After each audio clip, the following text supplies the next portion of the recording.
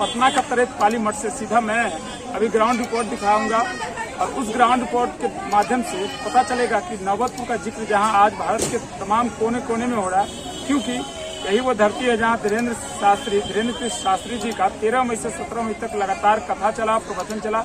उनके कथा को सुनने के लिए भारत के विभिन्न कोनों से बड़ी संख्या में श्रद्धालु आए और हमारे साथ भी उन्हीं श्रद्धालुओं में से एक श्रद्धालु बैठे हुए हैं।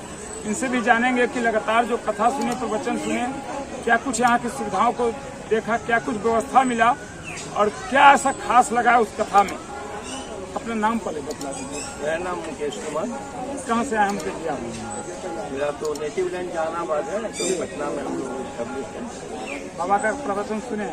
बाबा का मेरे फर्स्ट डे से लेकर के अभी तक डेली हम आते हैं, डेली सुनते हैं। यानी लगातार ये 6-7 दिन चलने वाला था, 6-7 दिन आपने कहा? 6-7 दिन हम 6-7 दिन तो नहीं, 13 तारीख से 17 तारीख 7 दिन नहीं होता है सर, जो भी हुआ जी। हम आते हैं, प्रतिदिन आते हैं, इनका सुनते हैं और सुनने के साथ साथ ये भी मेरा होता है कि हम जो लोग आए हुए हैं देश के कोने कोने से लगाए हुए हैं, हमको जिन लोगों से बात हुई, आसाम से हैं, गुवाहाटी से हैं, सिलीगुड़ी से हैं, नेपाल से हैं, तो हर जगह सब लोगों से बात होती है, उन लोगों से बात भी करते हैं।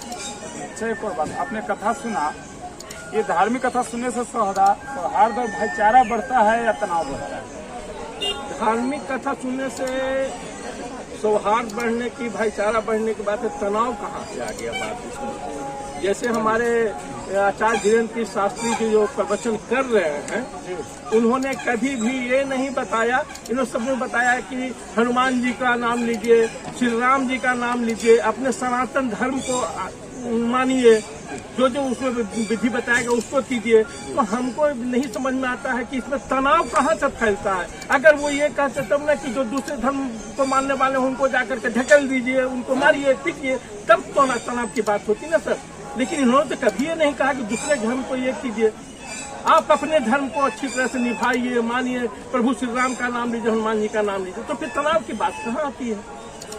जब वो अपने कथा के माध्यम से इस तरह का कोई संदेश नहीं है जिससे भाईचारा खत्म हो, जिससे नफरत फैले, फिर विपक्षी पार्टी की बात करें, राजनीतिक मंत्रीगण कहीं न कहीं इसी बात को कह रहे हैं कि उनके प्रवचन से तनाव फैलेगा, हिंदू मुस्लिम की बातें निकल के सामने आएगी।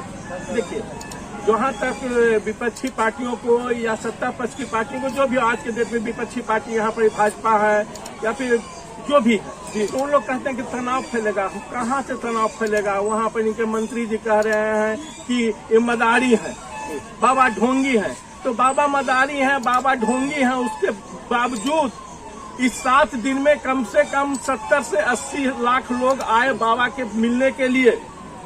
आपके पास आप लोग रैली करते हैं, पैसा देते हैं, गाड़ी देते हैं, नाच करवाते हैं, फिर भी इतना लोग नहीं जुटते हैं। तो ये अपनी ये आस्था है। आपको बोलने से मदारी बाप, आपको बोलने से ढोंगी ये थोड़ी हो जाएगा।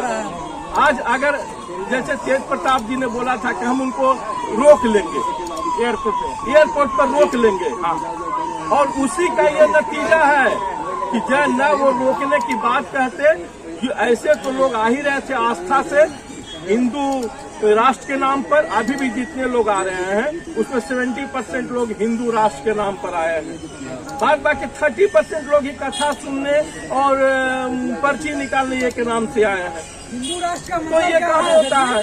दूसरे लोग जो भी बोल रहे हैं, जो भी विपक्षी पार्टियां बोल रही है, सत्ता पक्ष की पार्टियां बोल रही है कि तनाव फैलेगा, तनाव इससे नहीं फैलेगा।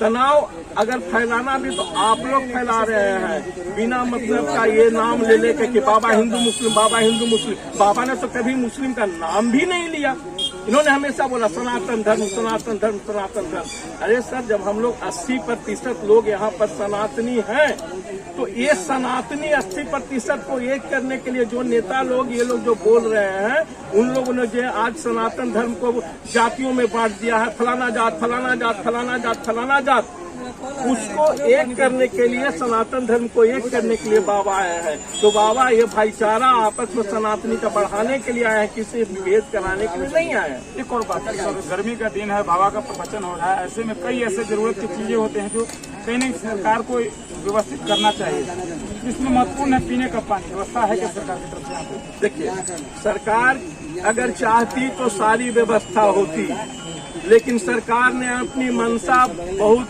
पहले दिन से ही बता दिया, पहले दिन से क्या, आने के पहले से, कि बाबा को तो उतरने ही नहीं देंगे, बाबा को तो हम प्रवचन करने ही नहीं देंगे। तो जब उनकी मंशा ही थी कि नहीं करने देंगे तो वो व्यवस्था क्यों करते?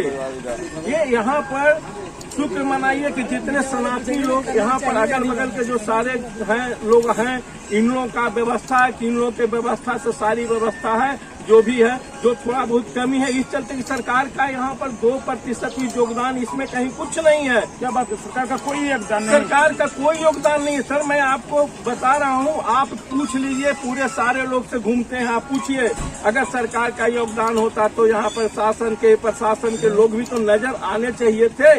एक लिख रहा है ये तो सर, कभी यहाँ पर इतने लोग से पूछे, कभी यहाँ पर एसपी साहब का गाड़ी नजर आया, डीएम साहब का गाड़ी नजर आया, प्रखंड विकास पदाधिकारी तक का गाड़ी नजर नहीं आया। हम लोग 5 दिन से आ रहे, कहीं नजर नहीं आ रहा है। तो क्या ये सरकार की व्यवस्था है? जो पानी का टैंकर है, देखिएगा सारे के सारे वो ठेकेदार जो सड़क में काम करते हैं, उनका टैंकर से ले करके यहाँ पर मेरे मठ के जो बोरिंग है उससे पानी भर करके लोगों को दिया जा रहा है। कहाँ है सरकार की व्यवस्था? अच्छा, यहाँ नहीं प्रकाश पर्व हुआ हो तो उसमें तो आने जाने का फ्री में सुविधा रहने, यहाँ तक कि खाने से भी व्यवस्था। प्रकाश पर्व की बात जो करते हैं तो प्रकाश पर्व में उनको नजर आ रहा था पंजाब से और ये से इनको अपना शासन को बढ़ाना था, उनको दिखाना था कि हम आपके लिए कर रहे हैं। यही गांधी मैदान में सारी व्यवस्था होती है। अगर दूसरे समुदाय के लोग आते हैं, मैं नाम नहीं लूंगा, लोग बोलेंगे कि भाई मनस बढ़ा रहे हैं, तो आप सारी व्यवस्था करते हैं, लेकिन बाबा का प्रवचन के लिए गांधी मैदान नहीं दिया गया। और ये बहुत अच्छा सौभाग्य है सनातनियों का कि गांधी मैदान नहीं मिला, नहीं तो जो भीड़ यहाँ पर आई वो गांधी मैदान में के बूते की बात नहीं थी। यहाँ पर बहुत खुशी हुई कि सनातनियों का जो यहाँ पर जोश देखने को मिला, और हम लोग लग रहा है कि अब जो हम लोग सनातनी 80% हैं, जिसको कि कोई वैल्यू नेता लोग नहीं देते हैं वोट बैंक के चक्कर में, वो 20% के चक्कर में केवल तुष्टीकरण जो करते हैं, तो हम लोग ये 80% अब एक होकर के और ये दिखाएंगे कि हम लोग भी 80% की संख्या, हम लोग भी वोट बैंक बन सकते हैं।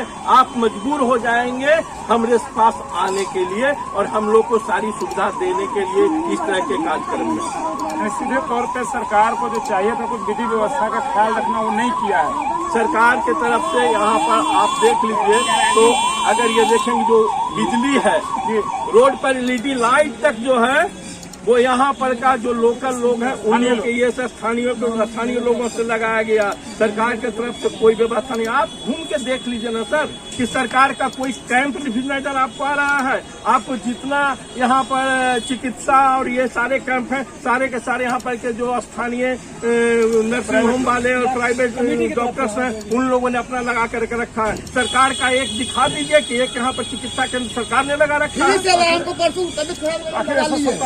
सौतेला व्यवहार इसलिए मैं बताया, तो सौतेला व्यवहार इसलिए कि उनको अगले को दिखाना है, 20% को दिखाना है कि देखो हम उसको इग्नोर कर रहे हैं, तुम मेरे साथ रहो।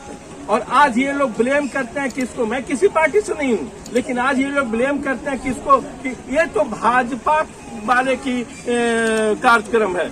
अरे साहब, भाजपा का कार्यक्रम क्यों है? आपने तो मौका दे दिया, आपने शुरू से विरोध किया। भाजपा वाले ने बोला कि चलो भाई मौका अच्छा है, इसको रोक लो, तो गलती आपकी है ना।